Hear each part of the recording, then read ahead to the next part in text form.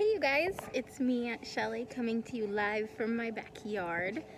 I'm gonna try something a little different today and actually read a book from my tablet because I have a few that I really like. And so what I'm gonna try and do is, instead of showing me reading it, I'll just kind of like zoom in on the picture and read it along, so then you can go that way. So I'm gonna just kind of give you a quick update with my flowers because I really want to. So here we go. Hi Roxy, my purple flowers are finally starting to bloom. I'm happy about that.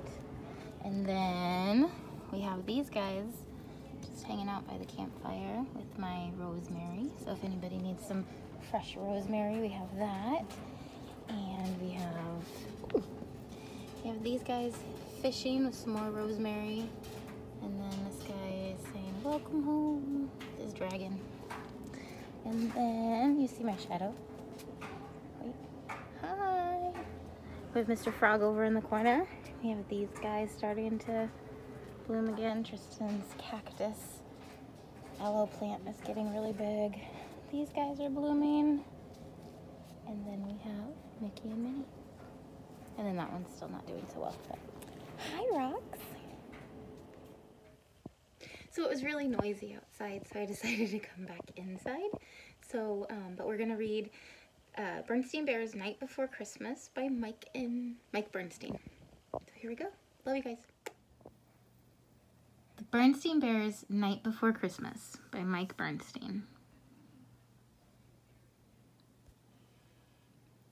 It was Christmas Eve in the Bear family's treehouse, and they were more than ready for a visit from Santa Claus.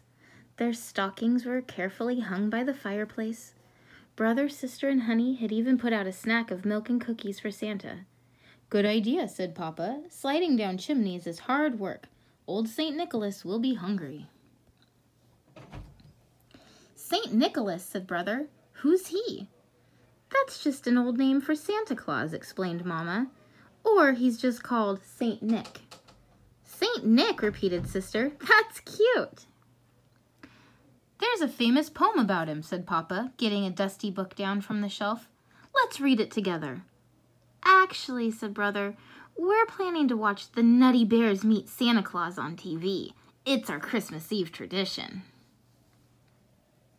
Mama didn't think the Nutty Bears were very Christmassy.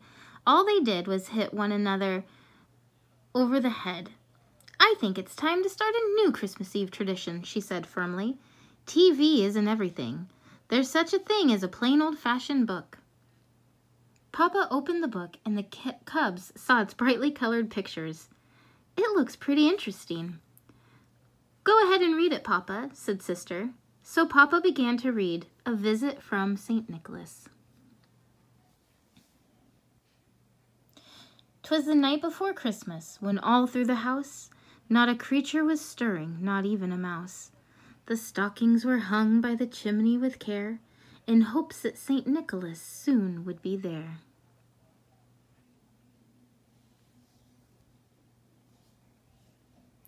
The children were nestled all snug in their beds, while visions of sugar plums danced in their heads.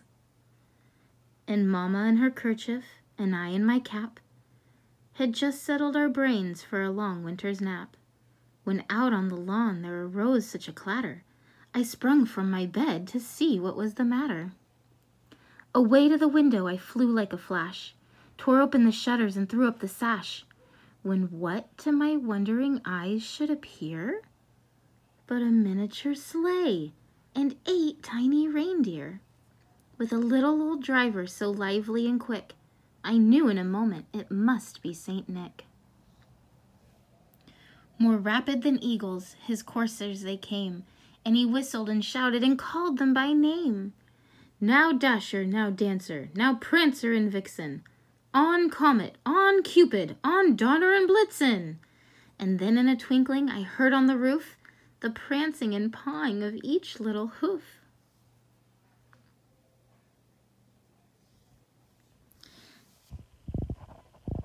As I drew in my head and was turning around, down the chimney St. Nicholas came with a bound. A bundle of toys he had flung on his back, and he looked like a peddler just opening his pack. His eyes, how they twinkled, his dimples, how merry. His cheeks were like roses, his nose like a cherry. He had a little broad face and a little round belly that shook when he laughed like a bowl full of jelly. He spoke not a word, but went straight to his work and filled all the stockings, and then turned with a jerk, and laying his finger aside of his nose, and giving a nod, up the chimney he rose. He sprang to his sleigh, to his team gave a whistle, and away they all flew like the down on a thistle. But I heard him exclaim as he roared out of sight, "Happy Christmas to all, and to all a good night." Papa closed the book. "Well, how did you like A Visit from St. Nicholas?" he asked. "Shh," said Mama. The cubs were all asleep. Papa and Mama carried the cubs upstairs and nestled them down all snug in their beds. "Sometimes," said Mama as she kissed the cubs goodnight, "there's just nothing like a good book." They went to bed themselves and settled down for a long winter's nap. The Bear family was ready for their very own visit from St. Nicholas. Happy Christmas to all, and to all a good night.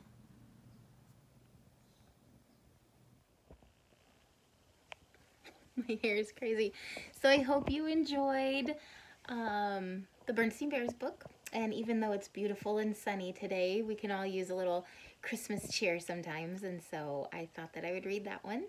And I hope you like it. So I love you guys. And I will see you tomorrow. Today's book number 11. So I'll see you tomorrow for book number 12. Okay, have a great evening or day or night or morning, whichever. I love you all very much. See you soon.